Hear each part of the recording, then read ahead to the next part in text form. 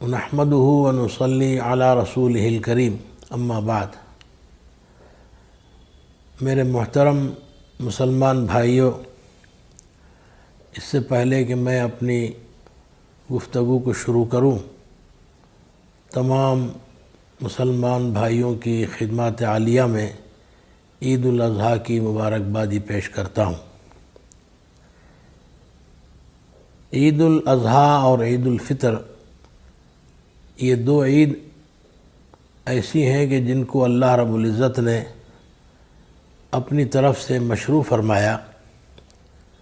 عید الفطر رمضان کے روزوں کے شکرانے میں کہ آدمی نے مہینہ بھر روزہ رکھا، اس کے شکر گزاری کے لیے اللہ نے عید الفطر خوشی منانے کے طور پر یہ عید الفطر کو مشروع فرمایا اور اس وقت نماز کو واجب قرار دیا۔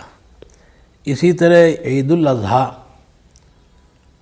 اللہ رب العزت نے حضرت ابراہیم علیہ السلام اور حضرت حاجرہ علیہ السلام ان دونوں کی جو قربانیاں تھیں اس کی یاد میں اللہ نے یہ عید مشروع فرمائی کہ ان کا عمل اللہ کو اتنا پسند آیا کہ قیامت تک کے لیے اس کو جاری فرمایا، اور حضور اکرم صلی اللہ علیہ وسلم نے اسی پر عمل فرماتے ہوئے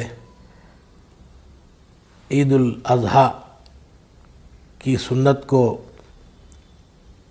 اپنی امت پر واجب قرار دیا، اور اس موقع پر قربانی بھی کی جاتی ہے کہ یہ بھی حضرت ابراہیم علیہ السلام کی یاد تازہ اس سے ہوتی ہے۔ عید الاضحیٰ انشاءاللہ بروز ہفتہ 1 اگست کو ہم منائیں گے۔ عید کی نماز عیدگاہوں میں پڑھی جاتی ہے، اور یہی مشروع ہے۔ حضور اکرم صلی اللہ علیہ وسلم نے ہمیشہ عیدگاہوں میں یہ نماز پڑھی ہے، لیکن اس وقت حکومت کی طرف سے کچھ پابندیاں اور ممانعات ہوئی ہے، اس بنا پر ہم عیدگاہوں میں نماز پڑھے بغیر مساجد میں ادا کریں گے اور کہیں نہیں۔ اور جب مساجد میں عید کی نماز پڑھیں گے تو وہ تمام قواعد اور ضوابط جو ہم فرض نمازوں کی ادائیگی کے موقع پر مسجدوں میں لحاظ رکھتے ہیں، جن قواعد کا، اس کو ہم ملحوظ رکھتے ہوئے، یعنی سوشل ڈسٹنس اور سماجی فاصلے کا لحاظ کرتے ہوئے ہم نماز پڑھیں گے۔ اس بات کا بھی خیال رکھیں کہ عید کی نماز اول وقت میں علی الصباح 6:30 بجے ادا فرما لیں۔ اس کی وجہ سے اس میں فائدہ یہ بھی ہے کہ اگر ہم اول وقت میں مثلا 6:30 بجے ہم نے نماز پڑھ لی، تو اس کے بعد ہم اپنے جانور کی قربانی دیں گے اور جانور کا گوشت ہم قربانی کا کھائیں گے، تو یہ بھی ایک فضیلت کی بات ہے۔ حضور اکرم صلی اللہ علیہ وسلم کا یہی معمول تھا، عید الاضحیٰ میں اپنے قربانی کے جانور کا گوشت تناول فرماتے تھے، اور پھر اس وقت کوئی چہل پہل نہیں، آمد و رفت نہیں، دکان نہیں، مارکیٹ نہیں، کچھ نہیں۔ ہم عید کی نماز پڑھیں گے تو سکون اور اطمینان کے ساتھ ہم ادا کریں گے۔ اس بنا پر ہم نے مشورے سے یہ طے کیا ہے کہ علی الصبح 6:30 بجے ہم عید کی نماز ادا کر لیں، بلکہ یعنی 6:45 یا 7 سے پہلے ہم نماز سے فارغ ہو جائیں۔ اور اس کے لیے ہم گزارش کرتے ہیں نماز پڑھانے والے ائمہ اور خطباء سے کہ نماز اور عربی خطبے پر اکتفا فرمائیں۔ خطبہ حضرات اس طرف خاص توجہ فرمائیں۔ جو کچھ مسائل بیان کرنا ہے، کل جمعہ ہے، جمعے کا خطبہ ہے، اس میں آپ جو کچھ تفصیل سے بیان کرنا ہے آپ بیان فرما دیجئے، لیکن عید کے خطبے میں صرف عربی پر اکتفا فرمائیں، اور عید کی نماز کے بعد مصافحہ اور معانقہ اس سے پرہیز فرمائیں، اور اسی طریقے سے رشتہ داروں کے ہاں آنا جانا اور پھر ان کی مبارکبادی، اس سے بھی اگر آپ پرہیز کرتے ہیں تو زیادہ بہتر ہے۔ آج کل کے ماحول میں جب کہ کرونا کے مرض کے پھیلنے کا امکان ہے، جیسا کہ لوگ کہتے ہیں، اس بنا پر آپ حضرات عید کی نماز کے بعد رشتہ داروں کے ہاں زیادہ آمد و رفت سے ذرا گریز فرمائیں، اور نماز عید کے لیے آتے ہوئے اپنے ساتھ بچوں کو نہ لائیں، اور جو عمر رسیدہ حضرات ہیں ان سے گزارش ہے کہ وہ بھی ذرا احتیاط فرمائیں مسجد میں عید کی نماز کے لیے آنے سے۔ اور جب ہم عید کی نماز سے فارغ ہو جاتے ہیں تو اس کے بعد اپنے قربانی کے جانور کو ہم ذبح کریں گے۔ دیکھیے، قربانی یہ ایک عظیم عبادت ہے اور شعائر اسلام میں سے ہے۔ قربانی کے 3 دن 10، 11، 12، ان 3 دنوں میں جانور کی قربانی کی جائے گی، اور یہ قربانی ان لوگوں پر واجب ہے جو صاحب نصاب ہیں۔ ان دنوں میں قربانی کے جانور کا خون بہانا اللہ رب العزت کو اس سے زیادہ اور کوئی عمل پسندیدہ نہیں ہے۔ تو اس بنا پر تو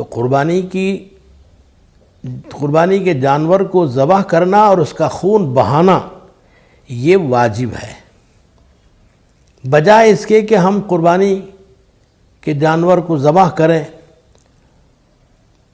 اگر اس جانور کی قیمت کا صدقہ کر دیتے ہیں تو پھر یہ جائز نہیں ہے، اور وہ صدقہ جانور کے قربانی کا بدل نہیں ہو سکتا۔ البتہ پوری کوشش کے باوجود اگر قربانی نہ کر سکا ان 3 دنوں میں 10، 11، 12، تو جانور کی رقم کی قیمت یا جانور ہی اگر موجود ہے تو اس کا صدقہ کیا جا سکتا ہے۔ قربانی دیے بغیر اگر آدمی اس کی قیمت کو مساکین پر، غربا پر تقسیم کر دے تو اس کی قربانی ادا نہیں ہوتی۔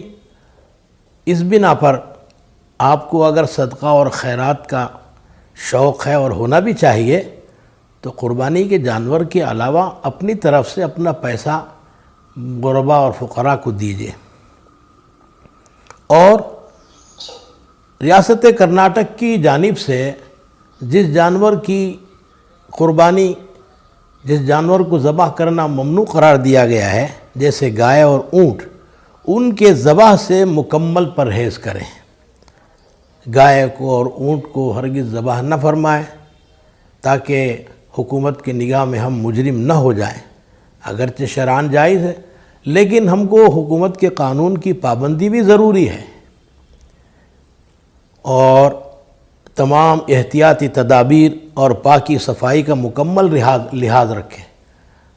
بکرا ذبح کرتے ہیں، دمبا ذبح کرتے ہیں ہم، تو مکمل پاکی صفائی کا لحاظ رکھیں، اور خون، غلاظت، گندگی اور جو استعمال کے قابل چیزیں نہیں ہیں ان کو میونسپلٹی کی جانب سے گندگی ڈالنے کے لیے جو جگہ مختص کی گئی ہے، پوری ذمہ داری کے ساتھ اس گندگی کو وہاں پہنچا دیں۔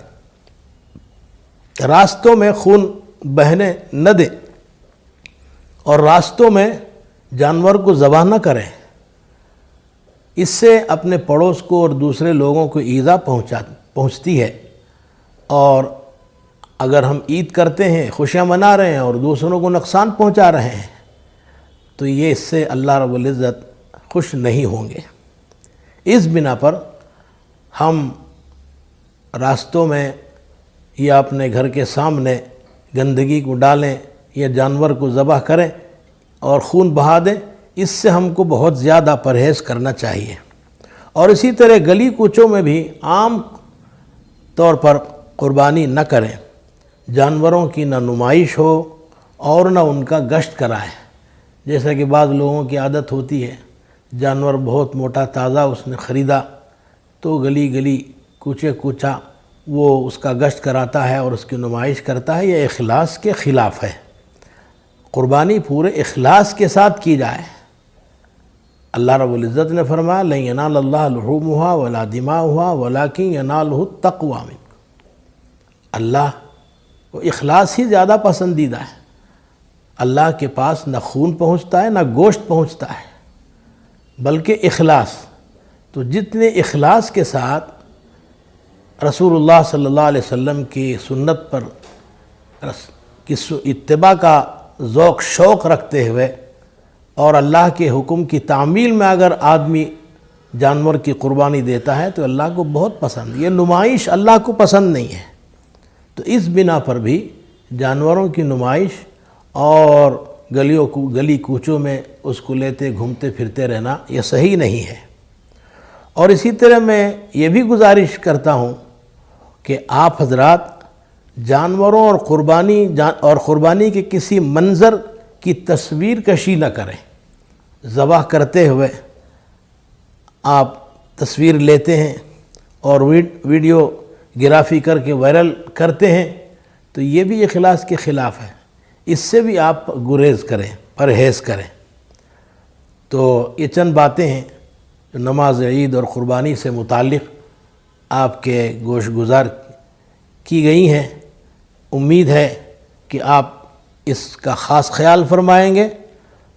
اللہ رب العزت ہم سب کے لیے یہ عید مبارک فرمائے اور اس کی برکت سے ہم سب کی حفاظت فرمائے، صحت و عافیت سے نوازے اور ہر قسم کی پریشانیوں سے اللہ رب العزت ہماری حفاظت فرمائے۔ پوری دنیا سے یہ وبا ختم ہو جائے، اس کی بھی ہم دعا کرتے رہنا چاہیے۔ پوری دنیا سے اور خصوصاً ہمارے ملک سے، ریاست کرناٹک سے یہ جلد سے جلد یہ وبا دور ہو جائے، اس کی بھی ہم کو اللہ رب العزت کی طرف رجوع کر کے دعا کرتے رہنا چاہیے۔ دعا ہے کہ اللہ رب العزت ہم سب کو نیک توفیق عطا فرمائے اور ہماری عید کو ہمارے لیے سکون کا باعث بنائے اور ہماری قربانی کو اللہ رب العزت قبول فرمائے۔ وآخر دعوانا ان الحمد للہ رب العالمین۔